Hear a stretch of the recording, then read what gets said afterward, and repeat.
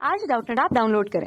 Doubtnut पर अपने सभी गणित, रसायन विज्ञान, भौतिक विज्ञान और जीव विज्ञान के डाउट्स का करो सफाया। बस प्रश्न की फोटो खींचो, एक ही प्रश्न को क्रॉप करो और तुरंत वीडियो सोल्यूशन पाओ। अभी डाउनलोड करें। हेलो फ्रेंड, हमारा क्वेश्चन यहाँ पर चित्र में दिए गए परिपथ में C1 बराबर C2 बराबर 2 माइक्रोफैराड है तो स्थायी अवस्था में संचित आवेश बराबर कितना होगा। तो देखो, ये हमारे पास C1 है और ये हमारे पास C2 है, ठीक है। और ये 1 ओम, 2 ओम और 3 ओम है। तो ये 1 है, ये 2 है और ये 3 ओम है, ठीक है। ये 2 ओम है, ये 1 ओम है और ये 3 ओम है। और ये 120 वोल्ट की हमारे पास बैटरी है। अब क्या होता है कि जैसे मान लिया कि हमारी जो धारा है इसमें से ऐसे, जब हम स्थायी अवस्था की बात करते हैं तो स्थायी अवस्था में क्या होगा। स्थायी अवस्था में हमारे पास जो ये है, जो संधारित्र है, ये बिल्कुल यहाँ पर ऐसा होगा कि इनमें से कोई धारा नहीं प्रवाहित होगी क्योंकि ये पूर्ण आवेशित हो चुका है, ठीक है। तो यहाँ पर आई हमारे यहाँ पर जीरो होगी, इसमें भी आई बराबर जीरो होगी। तो सारी धारा कहाँ से जा रही होगी, आई इस तरफ से जा रही होगी, फिर वो दो भागों में बढ़ जाएगी यहाँ पर, ठीक है। तो दो भागों में देख लेते हैं किस अनुपात में बटेगी, जितने में प्रतिरोध है। तो देखो, यहाँ पर धारा नहीं जा रही, यहाँ पर धारा नहीं जा रही। तो अब हमारा होगा क्या कि सारी धारा कैसे जा रही होगी, तो ये इस प्रकार जा रही होगी और इस प्रकार जा रही होगी, ठीक है। तो ये इस तरफ से जा रही होगी, ये इस तरफ से जा रही होगी। तो ये मान लिया कि I1 है और ये हमारा I2 है, ठीक है।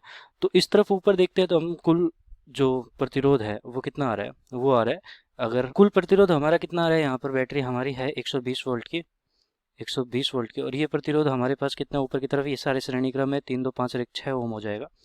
और ये भी हमारे पास क्या हो जाएगा, 6 ओम, क्योंकि ये देखो 2 1 3 और 3 6, तो 6 ओम ये हो जाएगा, ठीक है।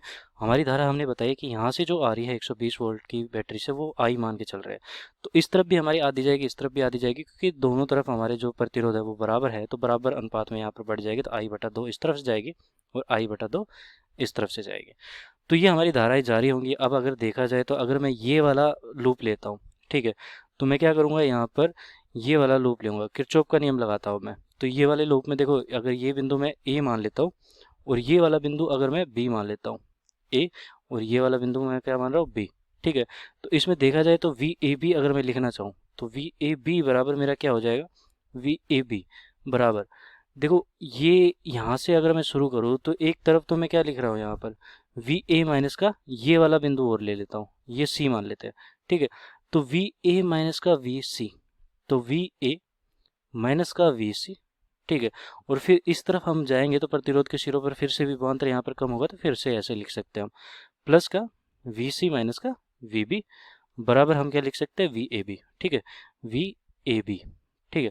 तो अब देखा जाए तो यहाँ पर वी ए माइनस का वी सी हमारा कितना है, तो देखो आई हमारी जो धारा थी वो आई थी, और आई यहाँ पर है तो ये I/2 हमारी धारा है, तो ये I/2 तो हमारी धारा है इसमें।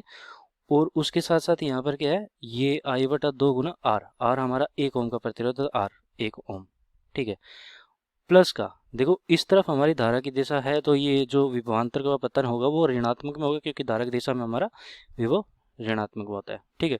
तो सी से अगर डी बी की तरफ जाता हूँ तो ये कितना हो जाएगा, I/2 गुना 2, ठीक है, इस प्रकार लिख सकता हूँ।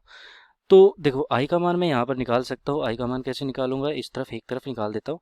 तो आई का मान मेरे अगर देखा जाए तो कुल प्रतिरोध यहाँ पर कितना है, 6 और 6, 6 और 6 का जो कुल प्रतिरोध है, 6 और 6 का वो कितना आएगा, 6 गुना 6/6 प्लस का 6, तो ये हो गया 3 ओम, ठीक है।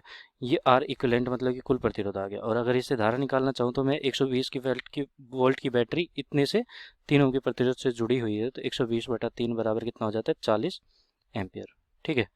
ये हमारी धारा का मान हो गया। तो इसमें भी रख देते हैं। अगर मैं इसको हल करना चाहूँ तो हल कैसे करूँगा, आई, ये I/2 है और ये माइनस का I/2 गुना 2, माइनस का आई है तो ये माइनस का I/2 हो जाएगा कुल मान।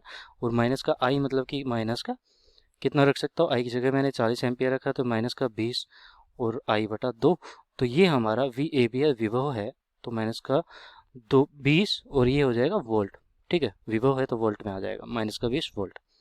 तो मैंने निकाल लिया कि ए और बी के सिरों पर विभव मेरा कितना है, माइनस का 20 वोल्ट। अब देखो इससे मैं क्या निकाल सकता हूँ, इससे निकाल सकता हूँ कि मेरा जो चार्ज है, मतलब कि जो आवेश है, किस पर, आवेश जो C1 पर है वो बराबर क्या हो जाएगा, Q1 गुना, सॉरी, Q1, आवेश C1 पर वो कितना हो जाएगा, Q1, और वो बराबर क्या हो जाएगा, C1V1, ठीक है। तो C हमारा कितना है यहाँ पर, C हमारा है यहाँ पर देखो कितने ये 2 माइक्रोफैराडे का प्रत्येक वो दे रखे है धारिता। तो सी हमारी है 2 माइक्रोफैराडे और वी हमारी कितनी है 20, अभी अभी निकाली मैंने। तो ये 40 माइक्रो कूलम हमने आवेश निकाल दिया। माइनस केवल ये बता रहा है कि एक तरफ हमारा यहाँ पर धनात्मक होगा, एक तरफ ऋणात्मक। अगर उल्टा यहाँ पर ज्ञात करते तो हम उल्टा यहाँ पर आवेश आ जाता है, ठीक है। तो माइनस केवल यहाँ पर विभव पतन दिखा रहा है कि किस दिशा में ज़्यादा है, किस दिशा में कम है। तो कुल आवेश की बात करें तो वो हम 40 माइक्रो कूलाम लिख सकते हैं, क्योंकि यहाँ पर माइक्रो था हमारे पास, ठीक है, माइक्रो फैराडे था, इसलिए माइक्रो कूलाम लिखेंगे। तो ये हमारा पहला उत्तर आ चुका है C1 के सिरों पर विभवांतर। ऐसे ही अगर C2 के लिए निकालना चाहो तो C2 के लिए मैं क्या मान लेता हूँ, इस बिंदु को मैं मान लेता हूँ। अब अलग से यहाँ पर हम बिंदु मानेंगे और वो हमारे कौन कौन से हो जाएंगे। एक मान लेता हूँ ये D और ये वाला बिंदु मैं मान लेता हूँ E। तो अगर फिर से मैं लगाना चाहूँ तो इस प्रकार मैं लगा देता हूँ। तो VDE बराबर मैं पहले से ज्ञात कर लेता हूँ। तो VDE बराबर कितना हो जाएगा यहाँ पर VD माइनस का, देखो ऐसे किया है मैंने, D से चला मैं, D से और कहाँ तक गया, ये वाले बिंदु तक गया, ठीक है, इस वाले पूरे में जा रहा हूँ। तो D से गया और C तक गया, तो VD माइनस का VC, तो VD माइनस का VC। और फिर C से यहाँ पर किस प्रकार आया, C से यहाँ पर पूरे में इस प्रकार आया। इसे इसमें नहीं ले रहा, ये पूरे में ले रहा हूँ, ठीक है।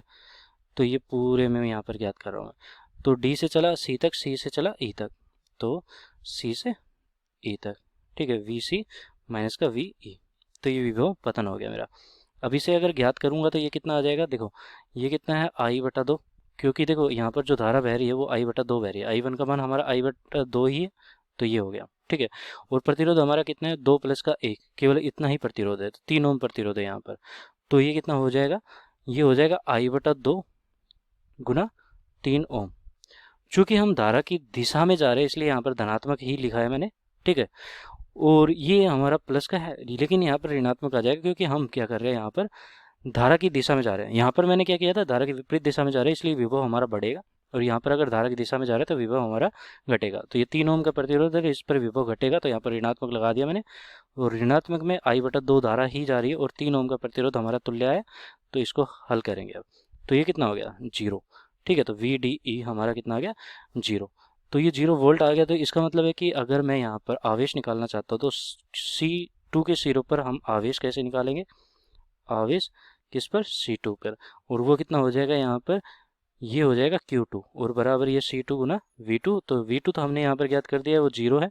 तो 0 यहाँ पर विभव आ रहा है। देखो यहाँ पर हमने निकाला है कि D और E के सिरों, D और E का मैंने विभव निकाला है कि यहाँ पर 0 आएगा। तो यहाँ पर जो आवेश आएगा कुल वो 0 ही आएगा। तो यहाँ पर कितना हो जाएगा 0, ठीक है। 0 माइक्रो कूलाम लिख लो, कूलाम लिख लो, कुछ भी लिख लो, यहाँ पर 0 आवेश आएगा। तो हमारा विकल्प कौन सा सही हो गया, यहाँ पर संधारित्र C1 में 40 माइक्रो कूलाम है। हमने निकाला है कि C1 पर तो कितना है 40 माइक्रो कूलाम और C2 पर हमारा 0 है, ठीक है। तो C2 पर हमारा 0 है, तो C1 तो ये गलत हो गया, C2 पर हमारा 0 तो B भी सही हो गया। और दोनों संधारित्र में 0 है तो ये भी गलत हो गया। तो B और D हमारे सही उत्तर हो जाएंगे। धन्यवाद।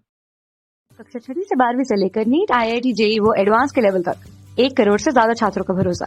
आज ही डाउनलोड करें डाउटनेट ऐप या व्हाट्सएप करें अपने सारे डाउट्स 8400 400 400 पर।